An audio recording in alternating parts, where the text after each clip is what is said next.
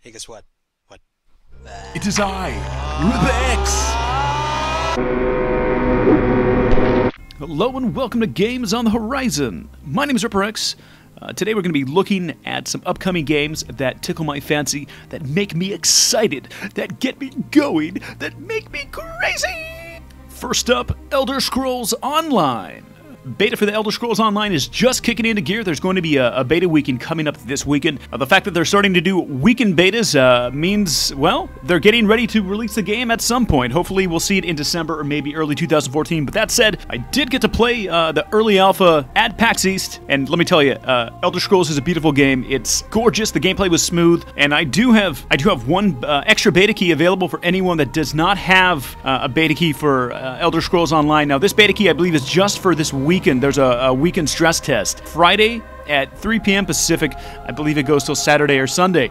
I don't know if that's a permanent beta key, but I do have an extra key available. If you do not have one, first person to message me on YouTube will get it. Okay, so Elder Scrolls Online will be released sometime in 2014. We'll see exactly when. It is an MMO. It will be available for the PC as well as Mac, and it looks like it's going to be available for PlayStation 4 and Xbox One. It's going to be interesting to see how they integrate that, PC gamers with console gamers. Is that going to happen, or is it going to be separate? We'll see.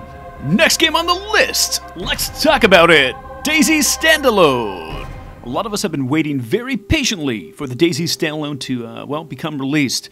Before we see a finished release, there's going to be an alpha. From what I know, the alpha is going to be a public alpha. Everyone can actually play it. It wouldn't surprise me if there was obviously a private alpha, but for the most part, the alpha, from what I hear, is going to be public. Everyone can actually play. Now, the target for release for the DayZ Standalone is the end of 2013. We will see what happens. I know the target release was initially last year at the end of the year, so we'll see if that changes. Now, once the game is released, it shouldn't be over 25 to 30 euros. I'm going to say it's going to be around $30. A lot of new features with the DayZ Standalone. Updated maps, updated buildings. You can essentially walk into almost every building, I believe. There's hand combat in addition to melee. Dogs are in the game. Expect them to track, to warn you of danger, and to follow you. There are no safe areas on the map. There's also weapon and gear degradation. There's a new diary system allowing players to see notes left by you when you're offline. There's a robust web interface, as well as a radio system. And again, the latest update, which Dean showed us, there's handcuffs involved in the game. Now you can actually handcuff someone and they're actually restrained. They can't get loose. I think they can eventually get loose, but it just takes a little bit of time to do that. Trust me, we are all very excited for the DayZ Standalone. Most of my dear friends and colleagues around the world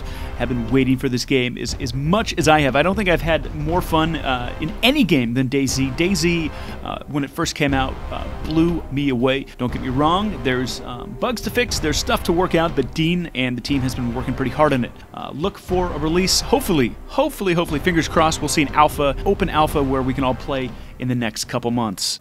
Up next, Everquest Next. There's two things that are happening. The first thing is something called Everquest Next Landmark. Essentially, Landmark is, well, the tools that all the dev team from Everquest Next have used to make EQ Next. They're giving players the tools and abilities to basically jump into the game and make their own game worlds. You can make castles, forests, whatever you like through the Landmark system. Now, Landmark is a separate game, but it's connected. If you make an incredible world in Everquest Next Landmark, the dev team can see that and take that world and bring it into the actual game. So if you like to build stuff, if you like to create your own worlds, you can do that and have that connected to Everquest Next. Again, I don't know exactly if you can have your friends jump in and play with you or whatnot, but for the most part, the Landmark system is going to be pretty cool. You're going to see a lot of really cool customized worlds that players are going to be making. And again, the dev team can take those worlds and bring them into the game if they're suitable, if they like them, if they're good enough. Pretty cool stuff. Landmark will be coming first, then Everquest Next.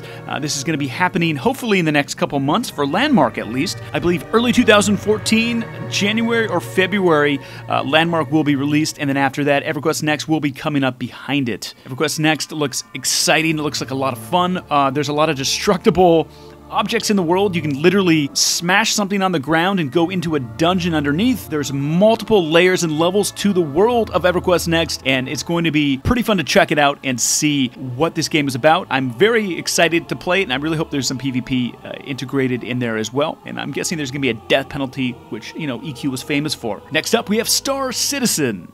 Star Citizen is developed by the one and only Chris Roberts. If you don't know who he is, Google him. Star Citizen raised $28 million on Kickstarter. Well, they're doing something right. Now, Star Citizen will be available on Microsoft Windows. It's going to be Windows-based. The engine they're using is a modified CryEngine 4th generation. Now, essentially, this is a space trading and combat simulator as well as first-person shooter. Star Citizen will consist of two main elements: a persistent world, massively multiplayer online game mixing elements of first-person space combat and interstellar trade known as Star Citizen, and branching a single-player and drop-in, drop-out cooperative multiplayer campaign known as Squadron 42. Together with customizable private server components, the game will feature the Oculus Rift. Is essentially the first step into virtual reality, folks. What better than to have a space game like Star Citizen feature the Oculus Rift support? Both Star Citizen and Squadron 42 are set in a 30th century Milky Way centered galaxy around the UEE, United Empire of Earth.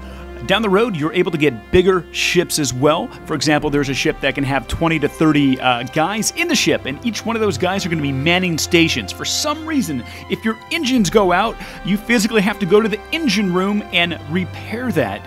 You don't just magically hit a button and it's repaired. You actually physically have to leave your chair, or if you're the captain, you have to leave your chair or whatever, and you have to go to the engine room and fix those engines. That's what I hear. It's going to be pretty exciting. This is definitely going to be a game to play with your buddies. Get your squadron, get your group ready to go. We will be looking for you in space with laser beams. Seriously, really excited for Star Citizen. This is going to be a very unique and complex and very big galaxy of a game. This is going to be awesome to see. Star Citizen is on the horizon, my friends. Keep an eye out for it. Again, links below to all of the games that we've been talking about. The links are below in the descriptions if you're interested in checking them out or signing up for beta or purchasing a Founders Pack. If there's any games that, well, you have on your radar that I might not know about, please let me know in the comments. I'm always looking for new games to check out. These are just some of the games that have excited me, and I'm very excited to see the release and the alphas and the betas come out, actually get some gameplay footage. Thanks again for tuning in, guys. Ripper X signing off.